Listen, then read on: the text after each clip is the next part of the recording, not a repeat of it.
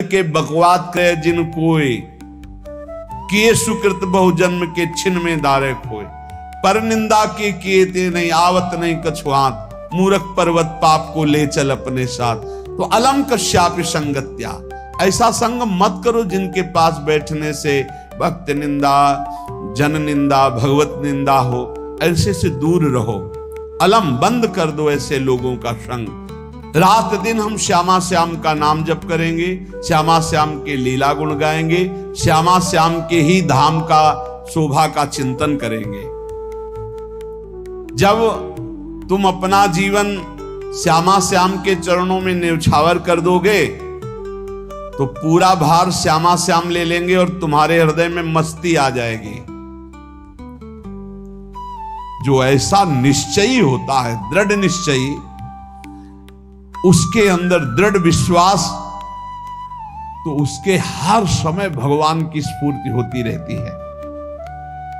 भारी प्रतिकूलता में भी भगवान का सानिध्य अनुभव होता है। वो अनुकूलता में तो भगवान के दुलार को देखता है, लेकिन प्रतिकूलता में भगवान की विशेष कृपा को देखता है। ये संयोग, ये वियोग, संसार की ये द्वंद्वमयी वृत्तियां भक्तों के हृदय में नहीं चुभती। आए की हुज्जत नहीं, गए की तलाश नहीं, क्योंकि नित्य संयोग भगवत स्मृति के प्रभाव से प्रभु का रहता है। शोक, विषाद बहुत ध्यान देने योग्य विषय है। तभी लोगों को ऐसा लगता है कि ऐसा कैसे हो सकता है। भक्त के चरित्रों को जब सुनते तो लगता है ऐसा कैसे हो सकता है, ऐसी परिस्थिति में भी ऐसा कैसे हो सकता है। क्योंकि तुम मानसिक बुद्धि से युक्त हो और वो भागवतिक स्थिति से युक्त है, इसलिए तुम उसको पार पा ही नहीं सकते। जब तुम अपना जीवन श्यामा श्याम के चरणों में समर्पित कर देते हो हृदय से, फिर उनकी कृपा से सब विघ्न दूर हो जाते, एक अपार मस्ती रहती है। नहीं तो शोक, विषाद, दुख, क्लेश, कष्ट, संताप, भय, उद्वेग, ये सदैव सताते रहते हैं। इसी से डिप्रेशन होता है। बार बार नकारात्मक चिंतन, शोक, विषाद, दुख, चिंता, क्लेश, संताप, भय, उद्वेग। इसलिए तुम अपना सारा मन, सारी बुद्धि, सारा जीवन, प्रत्येक श्वास केवल प्रभु को अर्पित कर दो। फिर देख लेना श्वास कैसे अर्पित की जाती है, राधा राधा राधा। बुद्धि कैसे अर्पित की जाती है, एकमात्र निश्चय कि भगवत सुख ही सुख है। ये जागतिक सुख सुख नहीं, ये दुख है, ये ऐसा दलदल है जिससे आज तक कोई नहीं निकल पाया। सारा मन, हम मन से केवल प्रभु का मनन करें। बार बार मन को संसार से हटा के नाम में, रूप में, लीला में, धाम में लगाएं। बहुत प्रसन्नता हो जाती है उस उपासक के हृदय में जो अपना मन बुद्धि प्रभु के चरणों में अर्पित कर देता। भगवान ने तो इसको बहुत उत्तम स्थिति बताया है कि मेरे से कभी वो अलग हो ही नहीं सकता यदि मन बुद्धि अर्पित कर दिया। मय्येव मन आधत्स्व मयि बुद्धिम निवेशय, तो निवश्य मयि एव अतऊर्ध्वं न संशया। बिल्कुल संशय नहीं, वो मेरे में ही निवास करेगा जिसने मन और बुद्धि अपनी मेरे में अर्पित कर दी।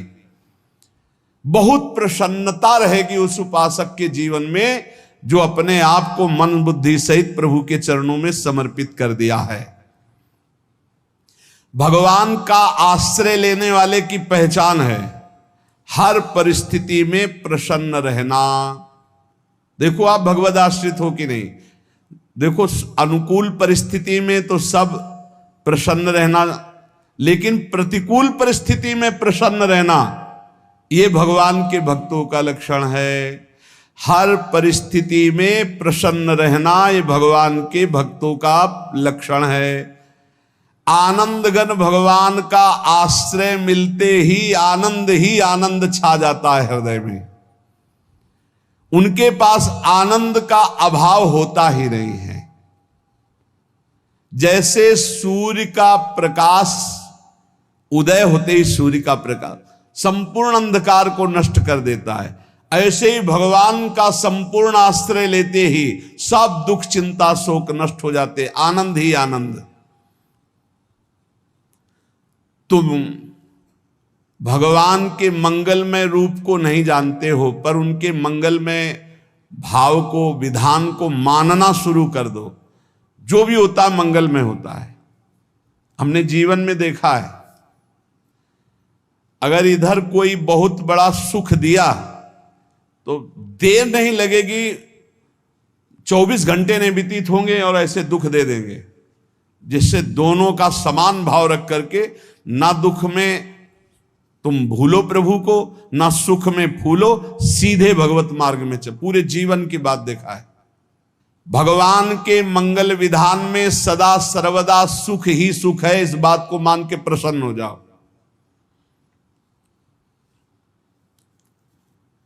जब भगवान का भजन करने वाले की तन्मयता बढ़ती है भजन में,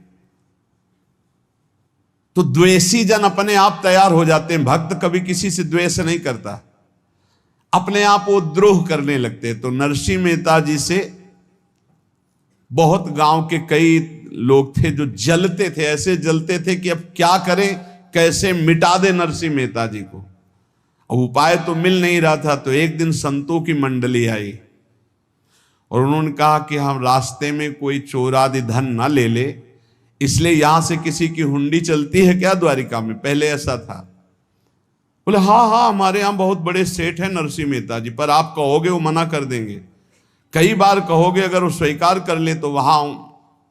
और उनका लक्ष्य था कि नरसिंह मेहता जी की तो खाने की भी सुविधा नहीं थी, हुंडी कहाँ की बात आई। उनका था कि जब वो ना कहेंगे तो संतजन नाराज हो जाएंगे, अगर हाँ कह दिया तो वहां हुंडी चुकेगी नहीं, तो संतजन अपने आप इनको शाप दे देंगे, अपराध बन जाएगा, ये नष्ट हो जाएंगे। संतों को भेजा, नरसिंह मेहता जी ने सबकी दंडवत की, चरण पखाड़े। तो उनका ये इतना रुपया है, द्वारिका में साधु सेवा हम करेंगे, वहां तुम्हारी हुंडी चलती है, तो आप अरे उनका आप कहाँ भूल रहे हो, यहाँ खाने की भी व्यवस्था। बोले हमें सब पहले से बता दिया गया कि आप मना करोगे, बार बार मना मत करो, हमें पता है। तो उन्होंने ठाकुर जी की तरफ देखा, बोले क्या लीला है प्रभु, संतों से हम क्या कहें, ये ले रुपए। उस समय स्वर्ण की मोहरें चलती थी, बेच के बाजार से खूब उन संतों को पवाया, उन्हीं संतों की सेवा की। और उनका अपने सेठ का नाम तो बताओ जहां हमें जाके हुंडी मिलेगी।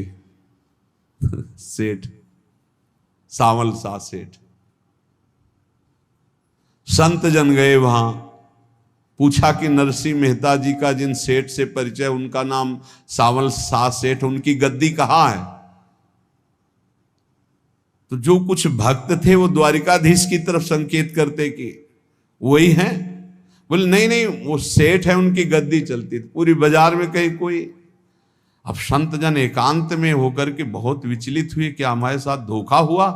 नरसिंह मेहता जैसा संत क्या धोखेबाज हो सकता है? देखो, संशय तो बहुत विचित्र होता है, बड़े बड़ों को संशय हो जाता है। जब भगवती सती जी को संशय हो गया, राम जी को हे खग हे मृग हे मधुकर श्रेणी ऐसा पूछते हुए कि सच्चिदानंद कैसे हो सकते, तो किसी को हो सकता है, क्योंकि वो बुद्धि की अधिष्ठात्री देवी है। जो ही उनके मन में ऐसा आया कि क्या हमारे साथ धोखा हो रहा है, इतने में ही देखा जय हो सावल सा सेठ की। वो कहा सावल सा सेठ, तो देखा बढ़िया मुनीम जी उनके साथ, तो सेठ बस्ता लिए हुए मुनीम जी, सरकार इधर से चलो। तो उनका सावल सा सेठ आपका नाम है? संतों ने कहा। बोले हाँ। बोले नरसिंह जी? हाँ। बोले आपकी हुंडी आ गई है। हुंडी एक कागज में लिखा कि ये हमारे सेठ जी को दे देना। वैसे लोग मुझे माखन चोर कहते, कोई कुछ कहता, लेकिन आपने सेठ बना दिया। जब आपने सेठ बना ही दिया तो आप कभी परवाह मत करना तुम। और ये सेवक आपकी सेवा में सदैव तत्पर है, भगवान ने ऐसा लिखा। जो भगवद आश्रित है, एक बार ये चलता रहता है, जो संत जन होते हैं उनके विरोधी अपने आप बन जाते हैं, किसी से कोई मतलब नहीं, अपने आप विरोधी बन जाते हैं। कबीरदास जी का पूरी काशी में यश था। भजन करने वाले महापुरुषों का यश बढ़ता है जब, तो जो भजनहीन होते हैं उनके हृदय में जलन पैदा हो जाती है और वो उनको विविध प्रकार से फंसाना चाहते हैं, उनको कष्ट देना चाहते हैं। तो कबीरदास जी के यश को धूमिल करने के लिए कुछ ब्राह्मणों ने एक रचना रची, मूड़ मुड़ा के कबीरदास जी के शिष्य बन करके पूरी काशी के सब आश्रमों में निमंत्रण दे आए। कल भंडारा है, संत सेवा है, सबने स्वीकार किया। कबीरदास जी अपनी दिनचर्या करके निकले तो संत मंडली आने लगी। बोले कै बजे सेवा है? साधु सेवा। बोले कौन सी साधु सेवा?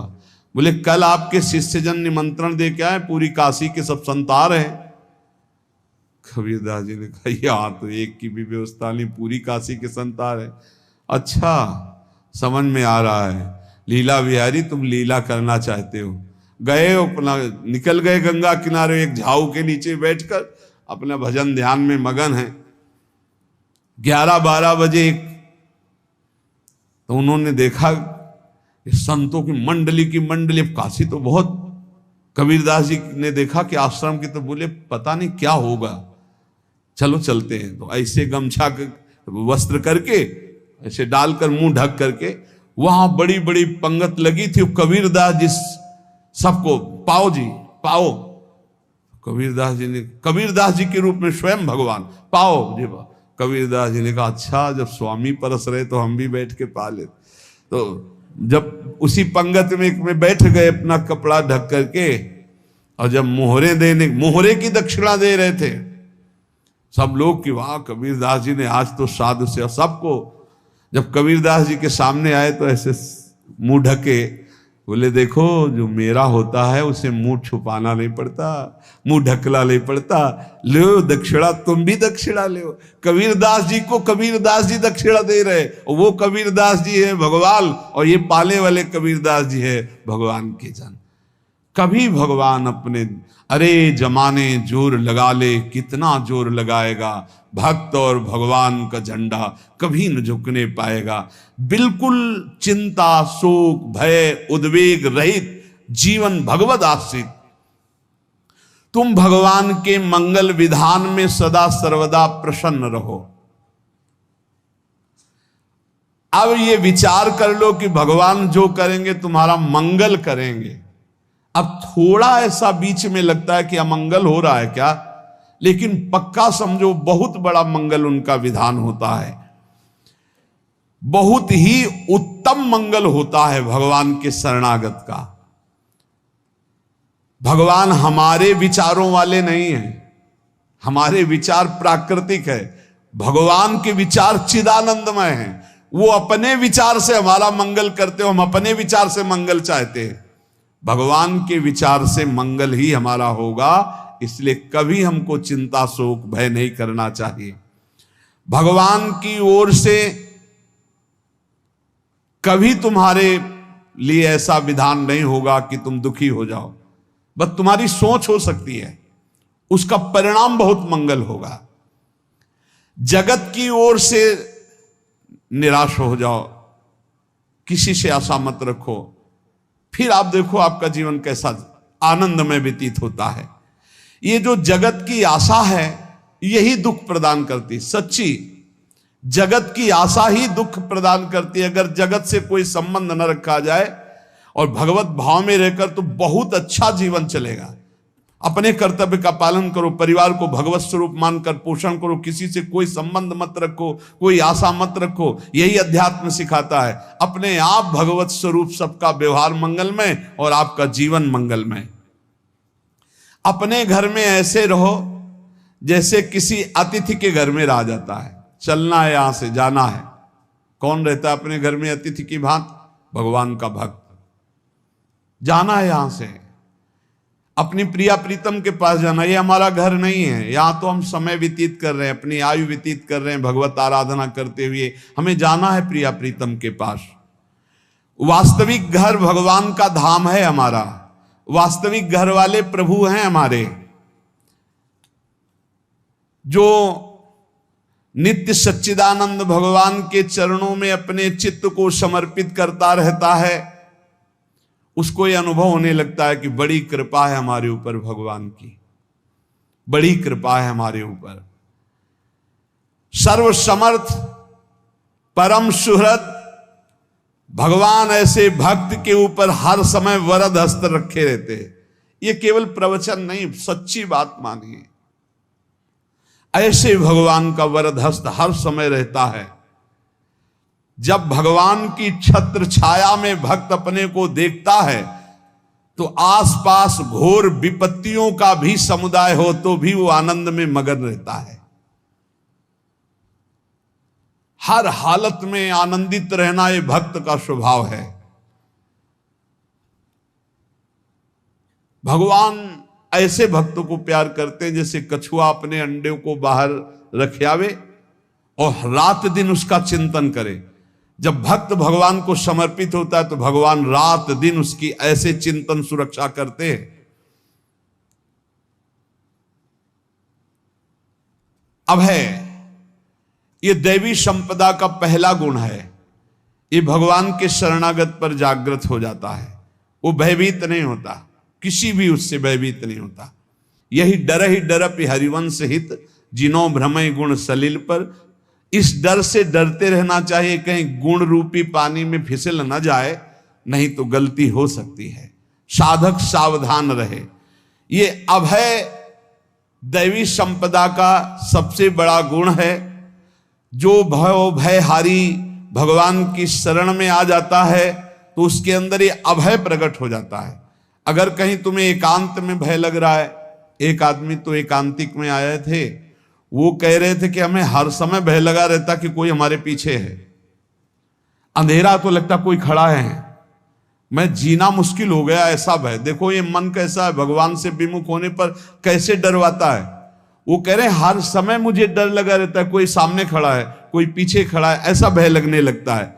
और जब भगवान की शरण में आ जाते हैं तो ये अभय स्थिति हृदय में जागृत हो जाती है। कोई भी भय आसपास आ ही नहीं सकता, यहां तक कि नरक का भी भय खत्म हो जाता है जो भगवान की शरण में है। महापापी भी पुण्यात्मा महान भक्तों के समान वो उत्तम गति को प्राप्त हो जाता है जो भगवान की शरण में हो जाता है। पर ये जो भोगों का आश्रय लिए हुए हैं, मनमानी आचरण कर रहे हैं, ये कभी उस अभय को जान ही नहीं सकते कोई अभय पद है क्या। इनको तो कदम कदम पर शोक, भय और दुख की प्राप्ति होगी। कोई बचा नहीं सकता जो भोगों में लगे हैं, मनमानी आचरण कर रहे हैं। अगर निर्भय होना चाहते हो, परम सुखी होना चाहते हो तो भगवान के शरणागत हो जाओ। सारे जगत को अभय दान देने वाले भगवान हैं। भगवान का एक प्रण है, ममपन शरणागत भयहारी। जो मेरी शरण में आ गया उसके भय का मैं नाश कर देता हूं। साधना में अवस्था मन की मानी जाती है कि आप कितने अच्छे साधक हैं। यदि आपका मन भगवदाकार है, हर समय भगवत चिंतन चल रहा है, आपके स्वप्न भागवतिक आ रहे हैं, आपके विचार भागवतिक हैं, तो आपकी अच्छी साधना हो रही है। और यदि आपके स्वप्न गंदे आ रहे हैं, क्योंकि स्वप्न में मन का ही सारा खेल होता है, और आपकी चिंतन वृत्ति वासनात्मक चल रही, तो अभी साधना का प्रभाव मन पे नहीं पड़ा है। जिसका मन हर समय भगवत चिंतन करता रहता है वो जीते जी जीवन मुक्त हो जाता, अनुभव होता है। जैसे किसी ने कहा कि हमें कैसे पता चलेगा कि हमारा काम हो गया है, तो जैसे आप भोजन पा लेते हैं तो किसी दूसरे से गारंटी थोड़ी लेनी होती कि हम छक गए हैं क्या, आप जरा बताना हम छक गए हैं क्या। नहीं, अपने हृदय में आ जाता है कि अब मैं तृप्त हो गया। ऐसे ही अपने हृदय में आ जाता है कि मेरा काम हो गया, अब मेरा जन्म नहीं होगा। ये हृदय में आ जाता है, अपने आप अनुभव में आ जाता है। जब स्वरूप बोध होता है तो किसी और से सलाह थोड़ी लेनी होती है, वो अपने आप अनुभव में आ जाता है। हां, यदि गुरुदेव का वर्ण नहीं किया है तो फिर आपको किसी न किसी गुरु से प्रमाणित करवाना पड़ेगा। अगर गुरुदेव का वर्ण किया है तो वही मंत्र, वही नाम, वही गुरु शरणागति आपको अंदर से पुष्ट कर देगी कि आपका काम हो गया है। विषय चिंतन करता हुआ मन विषय आसक्ति को प्राप्त होता है। विषय आसक्ति को प्राप्त हुआ मन बार बार जन्म मरण और नरक को प्राप्त होता है। बस ये विषय चिंतन हटाना ही प्रमुख कर्तव्य साधना का है। बार बार मन को विषयों से हटा करके प्रभु के नाम में लगाओ, प्रभु के रूप में लगाओ, प्रभु की लीला में लगाओ। जहां भगवान प्रकट होते हैं वहां परमानंद की बाढ़ आती है। पर ये ध्यान रखें, गुलाब का फूल कांटों में खिलता है। उसकी सुगंध लेनी, फूल लेना है तो कांटों से बचाकर। ऐसे ही जब आप भगवत चिंतन के लिए चलेंगे तो आपका चिंतन चुराने के लिए माया विविध नाटक करेगी, कांटे फैलाएगी। कोई तुम्हारी निंदा करेगा, कोई अपमान करेगा, कोई उपहास करेगा, तुम्हारी अव्यवस्था हो सकती है, तुम्हारी परिस्थिति बहुत भयावह हो सकती है। इन परिस्थितियों में भी भगवत चिंतन का तार ना टूटने पावे तो आगे गुलाब का फूल है। जैसे कांटे से बचाकर गुलाब का फूल लेते हैं और भगवद अर्पित करके सौरभ का सुख लेते हैं, ऐसे ही भगवान के प्रेमानंद का अनुभव करने के लिए संसार के कांटों से बचना होगा। और खिलेगा यही फूल संसार में ही, मनुष्य देह में, और योनियों में नहीं। भगवत प्राप्ति स्वर्ग में नहीं होगी, इसी मृत्यु लोक में होगी। पहले मन नहीं लगता भगवत चिंतन में। भगवत चिंतन जबरदस्ती करना पड़ता है। भगवत चिंतन जे ही प्रारंभ करोगे ते ही बहुत बाढ़ आ जाएगी पाप चिंतन की। ध्यान दीजिए, बहुत लोग प्रश्न करते रहते हैं कि हम जब भजन में बैठते हैं तो बहुत गंदी बातें आती, मन बड़ा चंचल होता है, भाग जाता है। ऐसा प्रारंभ में जब कोई भगवत चिंतन प्रारंभ करता है तो उसका मन विषयों में भागता है, गंदी बातों में भागता है। अब लोग कहते पहले तो हमारा चिंतन बढ़िया होता था, अब चिंतन नहीं होता। तो कोई सिद्ध पुरुष थोड़ी हो गए, तुम्हें जबरदस्ती चिंतन करना होगा। जगत के प्राणी में जहां मन जाए तो इसमें भी भगवान, पदार्थ में मन जाए तो उसमें भी भगवान। जहां जहां मन जाए वहां वहां भगवान देखो, या मन को हटाकर नाम मंत्र में लगाओ। ऐसे भगवत स्मृति जागृत की जाती, बार बार प्रयास करना होता है। कई लोग ये प्रश्न करते हैं कि हमसे बड़े पाप हो गए तो क्या हमें भगवान की प्राप्ति हो जाएगी? तो यहां कह रहे हैं भगवान किसी के पूर्व जीवन को नहीं देखते हैं, वर्तमान के भजन को देखते हैं। पकड़ो इस बात को। अगर वर्तमान में आज आप सुधर गए हो, नाम जप कर रहे हो तो आप भक्त हो। ये गीता जी में भगवान ने कहा, अपिचेत सुदुराचारो भजते माम अनन्य भाग साधुरेव समंतव्या सम्यक व्यवसिता। ऐसा बहुत दुराचारी पहले रहा है, बाद में उसके मन में आ गया कि भगवान के सिवा हमारा कोई कल्याण करने वाला नहीं, हमारा कोई नहीं। तो भगवान कहते हैं मैं उसे साधु ही मानता हूं, उसे साधु बना देता हूं। भगवान किसी के पूर्व जीवन को नहीं देखते। बहुत बढ़िया बात है। कल तक हम क्या करते रहे भगवान नहीं देखते, आज क्या कर रहे हो ये देखते हैं। यदि आज आप भजन में लग गए हो, अच्छे आचरण कर रहे हो तो आपको भगवत प्राप्ति हो जाएगी। भगवान ये नहीं देखते कि पूर्व में पुण्यात्मा रहा है कि पापात्मा रहा है। भगवान वर्तमान में देखते कि मेरा भजन कर रहा है, बस इसी से कल्याण कर देते हैं। पकड़ो इस बात को तो कभी प्रश्न नहीं उठेगा कि क्या हमको भी भगवत प्राप्ति हो सकती है क्या? हमारा मन यदि श्री भगवान को चाहने लगे तो श्री भगवान हमारे मन में ही आकर बस जाएंगे। भगवान की रूप माधुरी में मन डूबने लगेगा। यथार्थ सत्य, जो भगवान से थोड़ा भी प्यार करने लगे हैं उनके हृदय में भगवान की, उनकी भावना के अनुसार झलक आने लगी है। हृदय में प्रभु के आते ही अनंत जन्मों के संस्कारों का नाश हो जाता है। इसलिए तुम अपने पहले वाले घृणित जीवन को याद भी मत करो और उसको सोचकर जरा निराश भी मत हो। अमावस्या में घोर अंधकार रहता है, पर प्रातः काल में अंधकार नष्ट हो जाता है। ऐसे ही नाम का उच्चारण करते ही तुम्हारे जितने पाप अंधकार हो सब नष्ट हो जाएंगे। तुम चाहो कि एक क्षण भी प्रभु को ना भूलो। अब वर्तमान में ऐसी स्थिति बनाओ। जो प्रभु को नहीं भूलने की चाह करता है कि मुझे ऐसी स्थिति प्राप्त हो कि मैं कभी प्रभु को ना भूलूं, तो सच्ची मानो और कोई बात भगवान सुने ना सुने, ये बात जल्दी सुन लेते हैं। भजन की मांग करो तो बहुत जल्दी भगवान पूर्ण करते हो। भजन जिसका चलने लगा तो फिर लोकांतर के सारी रिद्धियां सिद्धियां सुख वैभव तो उसके चरणों में लौटते हैं। जब हम प्रभु से प्रभु का स्मरण न मांगकर भोग मांगते हैं तभी हमारा भजन रुक जाता है, भजन नहीं चल पाता। यदि हम प्रभु से केवल भजन मांगे तो विश्वास करो ब्याज में सब हो जाएगा। मूल भजन तो आपका बचेगा ही, ब्याज में लोकांतर के भोग आपके चरणों में लुटते घूमेंगे। आप भजन करके तो देखो।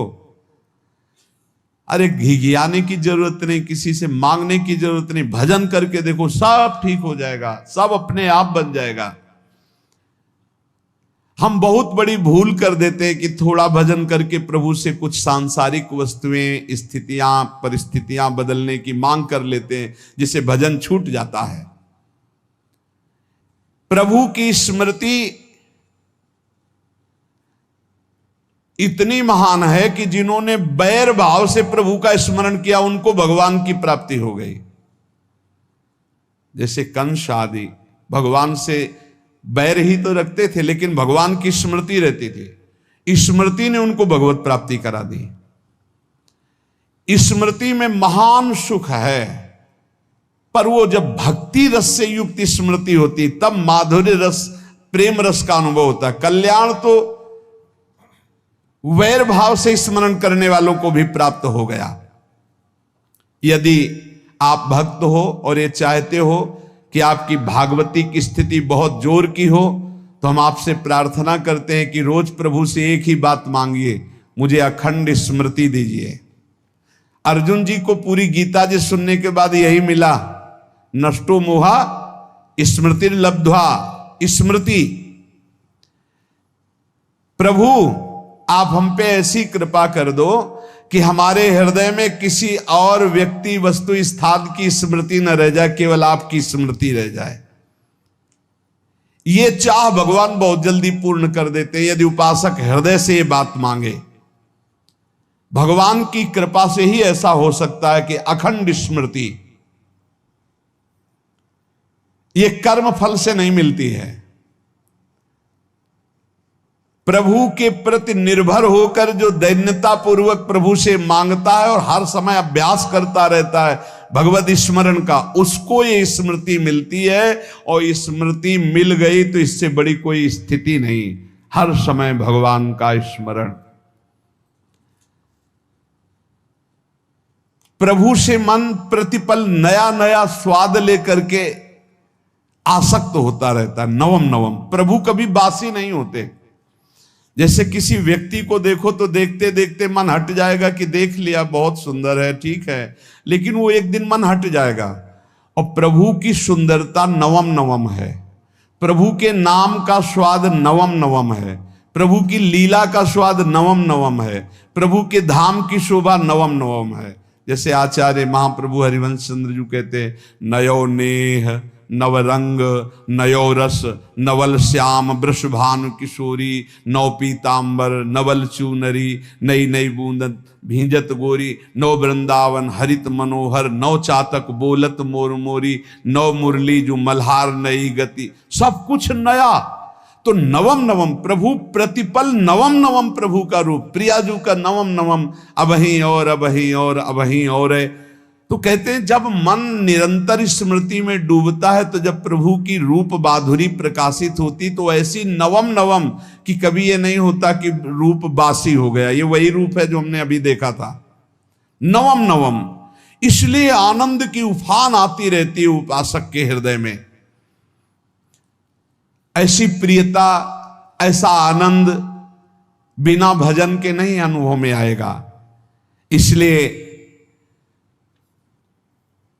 तुम विश्वास करो, तुम्हें बहुत सुंदर सुख मिलने वाला है, आगे अपार सुख मिलने वाला है। ये थोड़ा दुख का समय काट लो, जब तक जीवन है ये दुख सुख की लहर आती रहेगी, आप इसको सह जाओ, आगे बहुत आनंद है, विश्वास मान लीजिए, बहुत आनंद है।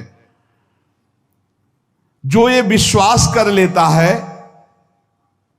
वो प्रभु के मार्ग में चलकर प्रभु को प्राप्त कर लेता है। नहीं तो इतने रोड़े हैं कि आप ऊब जाओगे, बहुत रोड़े हैं। जो प्रभु के मार्ग में चलता है तो माया के बहुत से पार्षद अपना प्रभुत्व दिखाने उनके पास आते हैं, महिमा अपनी दिखाने, पर वो किसी वस्तु, स्थिति, अवस्था, प्राणी, पदार्थ का प्रभाव स्वीकार ही नहीं करता, क्योंकि भगवत स्मृति परायण है, भगवान की कृपा पर विश्वास है, इसलिए उसको कोई फंसा नहीं पाता। वो नित्य निरंतर प्रभु से घुला मिला रहने के कारण उसकी मस्ती में कोई फर्क नहीं पड़ता। माया का प्रभुत्व रखने वाले उसे फंसाने की चेष्टा करते हैं, पर उस पर किसी का असर नहीं होता। वो कहीं लिप्त नहीं होता, वो कहीं दुखी सुखी नहीं होता, वो हर समय प्रसन्न रहता है। तुम देखो, हर समय प्रसन्न रहते हो? यदि नहीं तो तुम किसी व्यक्ति वस्तु का आश्रय लिए हुए हो, प्रभु का नहीं। अगर हां तो हर समय प्रभु का स्मरण चलना चाहिए, हर समय प्रभु के आश्रित हो, फिर देखना ये आनंद, ये प्रसन्नता क्या रूप रखती है। बड़े बड़े मस्त संतों को देखा, मस्त एकदम, ऐसे उन्माद में मस्त। उस सुख के लिए ललचाओ, कब तक जन्मते मरते रहोगे, कब तक बार बार दुख भोगते रहोगे, कब? बड़ा प्रपंच है ये। भगवान का स्मरण परम पुण्यात्मा पुरुष का हृदय माना जाता है, बहुत पवित्र हृदय, बड़ा पुण्यात्मा हृदय, जिसमें भगवान का स्मरण। भगवान का विस्मरण पापात्मा पुरुष, भयानक विपत्ति, दुर्भाग्य आते हो। सुदृढ़ निश्चय करो, अब हम भगवान के स्मरण में अपना समय व्यतीत करेंगे। मेहनत करो, कार्य करने के लिए कोई मना नहीं, आप नौकरी करो, किसानी करो, व्यापार करो, पर अंदर अंदर भगवत स्मृति ही सबसे बड़ी स्थिति है। अब चाहे हम जीवित रहें, चाहे हमारे मरण जैसी विपत्ति आ जाए, चाहे सब हमसे हट जाए, चाहे सब हमको नमन करें, अब हम दृढ़ निश्चय करके केवल भगवान के स्मरण करते हुए इस संसार के बीच समय व्यतीत करेंगे। अब हम चूकने वाले नहीं, ये नियम लीजिए।